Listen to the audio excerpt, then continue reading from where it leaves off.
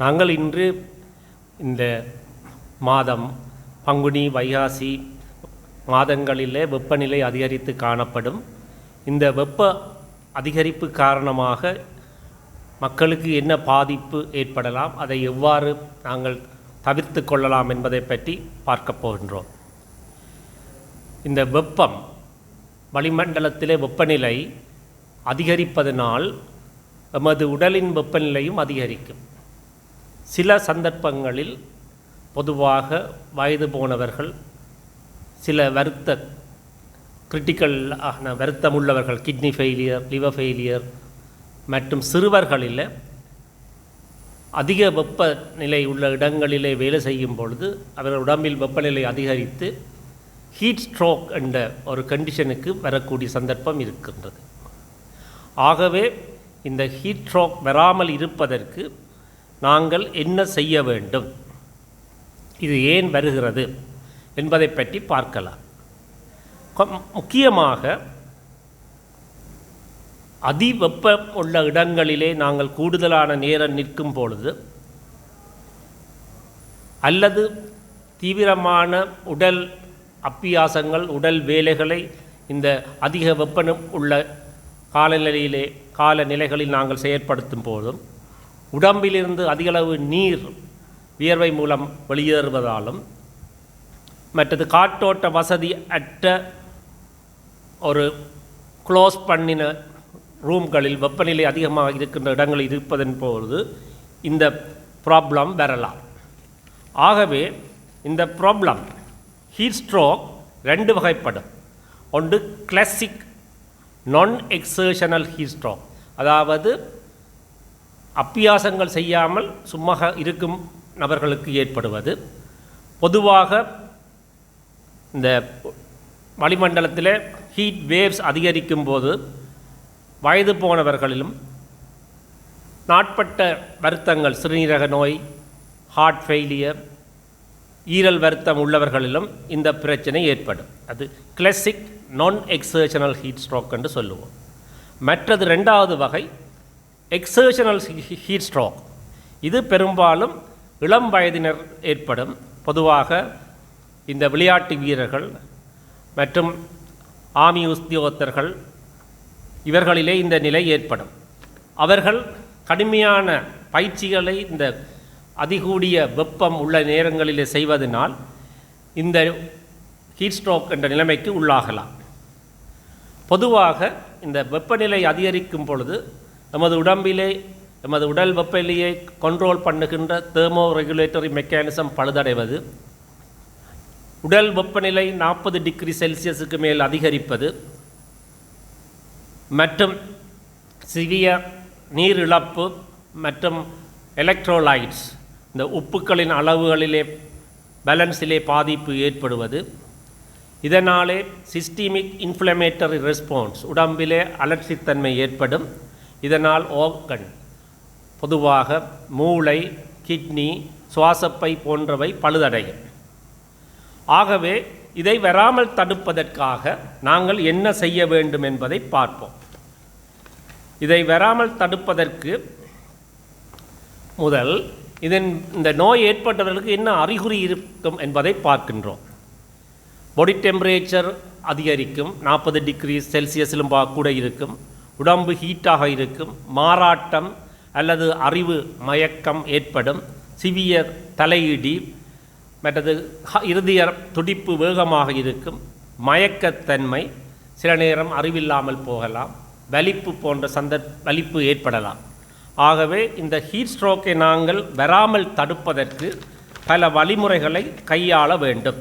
இதுதான் நாங்கள் செய்ய வேண்டிய முக்கியமான செயற்பாடு ஆகின்றது. என்ன செய்யலாம் என்றால், கூடுதலான நீரை நாங்கள் அருந்த வேண்டும். சாதாரணமாக 60-70 கிலோ வெயிட் உடையவர்கள் ஒரு நாளைக்கு 2.5 லிட்டர் 3 லிட்டர் தண்ணீரை பருக வேண்டும். தண்ணீரிலே உப்புக்களின் அளவு குறைவாக இருப்பதால் ORS, ஜீவனி போன்ற பதார்த்தங்களை அதில் கரைத்து நாங்கள் நீரை பருகலாம். ரெண்டாவது முக்கிய செயற்பாடு ஸ்ட்ரெனுவஸ் எக்ஸசைஸ், அல்லது சிவிய உடற்பயிற்சியை இந்த ஹாட்டான டெம்பரேச்சர் இருக்கிற நேரங்களிலே நாங்கள் தவிர்க்க வேண்டும். மற்றும் வெளியிலே வேலை செய்யும் பொழுது லைட்டான லேசான லூஸான பருத்தியுடைய துணியிலே செய்யப்பட்ட உடுப்புகளை பாவிக்க வேண்டும். மற்றது வெளியிலே வேலை செய்கின்றவர்கள் அடிக்கடி சின்ன பிரேக் எடுத்து குளிர்மையான இடத்திலே தங்க வேண்டும், அல்லது மரங்களுக்கு கீழே தங்கலாம். அடிக்கடி நீரை குடிக்க வேண்டும். ஒரு மணித்தியால் 2 மணித்தியால் 250-300 மில்லிலிட்டர் தண்ணீரை குடிக்க வேண்டும். மதுபானம் பாவனையை தவிர்க்க வேண்டும். கூடுதலான காபி தேநீர் பருகுவதை தவிர்த்தல் வேண்டும். மற்றும் முக்கியமாக வெளியிலே வெப்பநிலை காலை 11 மணியிலிருந்து பிற்பகல் 3 மணி வரை கூடுதலாக இருக்கும். இந்த நேரங்களிலே வெளியிலே நீங்கள் வேலை செய்வதை தவிர்த்து அதிகாலை வேளையிலும் பின்னேரம் அல்ல இரவு வேளைகளிலும் கூடுதலான வேலைகளை செய்ய பழகுங்கள். மற்றும் வெயிலே நிற்கும் பொழுது அகன்ற தொப்பியை அணிதல் அல்லது குடை பிடித்தல் மிக முக்கியமானது. சிவியரான வெப்பநிலை சன்லைட் இருக்கும்போது நீங்கள் கண்ணுக்கு சன்கிளாஸை அணிந்து வேலைகளை செய்வதும் சிறந்ததாகும். ஒருவருக்கு இந்த ஹீட் ஸ்ட்ரோக் வந்தால் நாங்கள் என்ன செய்ய வேண்டும் என்று தெரிந்திருக்க வேண்டும். முதலாவதாக அந்த சிம்டம்ஸ் உள்ளவர்களை உடனடியாக நாங்கள் ஒரு குளிர்மையான ஒரு மர நிழலின் கீழேயோ அல்லது குளிர்மையான இடத்துக்கு அவரை கொண்டு செல்ல வேண்டும். அவருக்கு உடலிலே மேலதிகமான உடுப்புகள் இருந்தால் அவற்றை களைய வேண்டும். மற்றும்படி உடம்பை நாங்கள் குளிர்மைப்படுத்த வேண்டும். தண்ணீரால் கழுவுதல் அல்லது குளிர்ந்த நீரிலே துவாய் அல்லது துணியை போட்டு பிழிந்து உடம்பை ஒத்தி எடுத்தல். அறிவுள்ளவராக கதைக்கு விளங்கக்கூடியவராக இருந்தால் தண்ணீர் கொஞ்சம் கொஞ்சமாக பருக கொடுத்தல். உடனடியாக மேலதிக சிகிச்சைக்காக அருகிலுள்ள வைத்தியசாலைக்கு கொண்டு செல்ல வேண்டும். ஆகவே நீங்கள் முக்கியமாக செய்ய வேண்டியது இந்த ஹீட் ஸ்ட்ரோக், இந்த உயர் வெப்பநிலையால், அதாவது என்வாயன்மெண்ட்டில் இருக்கின்ற உயர் வெப்பநிலையால் உடல் பாதிக்கக்கூடியவர்கள் அநேகமாக வயது போனவர்கள், சிறார்கள் மற்றும் சில வருத்தங்கள், டயபிட்டிஸ், ஹார்ட் வருத்தம், மொத்தமானவர்கள், ஒபிசிட்டி போன்ற உடல் அமைப்பை கொண்டவர்களுக்கு இந்த பிரச்சனைகள் கூடுதலாக வரலாம். அற்றும்படி சில மருந்துகளை பாவிப்பவர்களுக்கு இப்படியான பிரச்சனைகள் வரலாம். நாங்கள் heart failure, renal failure, diabetics கொடுப்போம், லைசிக்ஸ் போன்றவற்றை கொடுப்போம். மற்ற சில நேரங்களில் ஆன்டிகோலினர்ஜிக் ட்ரக்ஸ், மற்றது மனநோய் உள்ளவர்களுக்கு ஆன்டிசைக்காட்டிக் ட்ரக்ஸ், இவர்களுக்கு இந்த ஹீட் ஸ்ட்ரோக்கின் தாக்கம் அதிகமாக வரலாம். ஆகவே இவற்றை நாங்கள் தடுப்பதற்கு என்ன செய்ய வேண்டும் என்றால் 4 முக்கியமான விஷயங்கள். ஒன்று, ஹைட்ரேட் வெல், போதிய அளவு நீர் அருந்துதல் வேண்டும், அல்ல நீர் ஆகாரங்களை பருக வேண்டும். ரெண்டாவது, அவாய்ட் மிட் டே சன், அதாவது 11 மணியிலிருந்து 3 மணியில் சூரிய வெளிச்சத்தில் வேலை செய்வதை நாங்கள் குறைக்க வேண்டும் அல்லது தவிர்க்க வேண்டும். மூன்றாவது முக்கியமானது, நாங்கள் வெளியிலே போகும்பொழுது வேலை செய்யும் பொழுது லைட்டான பருத்தியுடையிலான லூஸான உடுப்புகளை பாவிக்க வேண்டும். வேலை செய்கின்ற பொழுது 1 மணித்தால் 1.5 மணித்தால் இடையிலே ஒரு ரெஸ்ட், கூலான மரங்களுக்கு கீழே போய் ஒரு ரெஸ்ட் எடுத்து நீர் ஆகாரங்களை பருகி திரும்ப வந்து வேலை செய்ய வேண்டும். ஆகவே இந்த ஹீட் ஸ்ட்ரோக் வராமல் தடுப்பது முக்கியம்.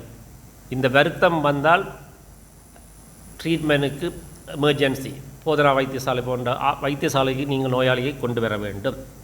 இதைவிட ஹீட் சின்கோப் என்ற ஒரு வருத்தம் இருக்கிறது. இது கன நேரம் நாங்கள் கடுமையான வெப்பமுள்ள இடங்களில் நிற்கும் பொழுது பெரிஃபரல் சர்க்குலேஷனை கொண்டு செல்லும் இரத்த குழாய்கள் விரிவடைந்து பிளட் ப்ரெஷர் குறைவதால், மூளைக்கு போகிற இரத்தோட்டம் குறைவதால் மயக்கம் ஏற்படும். இதை நாங்கள் ஹீட் சின்கோப் என்று சொல்லுவோம். அவரை அப்படியான சந்தர்ப்பங்கள் உடனடியாக படுக்க வைத்து அவருக்கு பிறகு நீர் ஆகாரங்களை கொடுக்க வேண்டும்.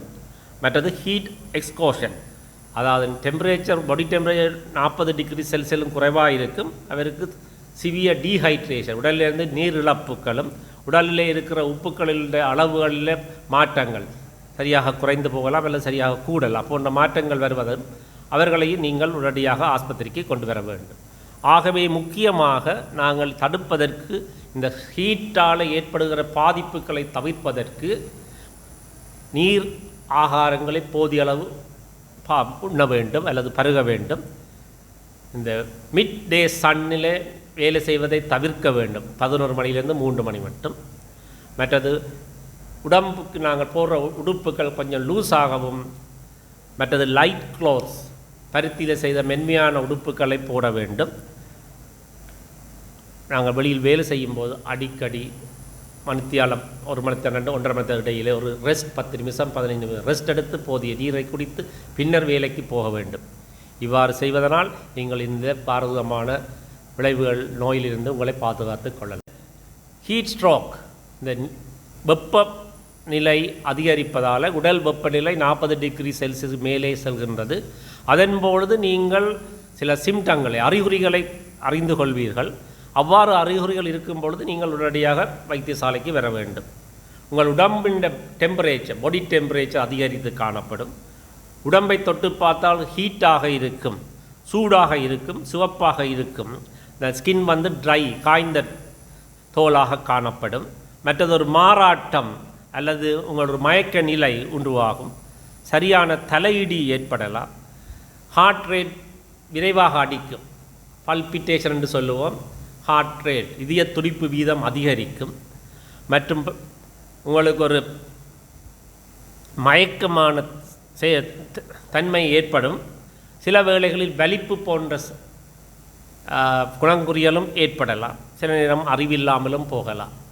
ஆகவே இந்த அறிகுறிகள் உங்களுக்கு இருந்தால் அல்லது உங்கள் பக்கத்தில் இருப்பவர்கள் இருந்தால் அவர்களை உடனடியாக வைத்தியசாலைக்கு கூட்டியற வேண்டும்.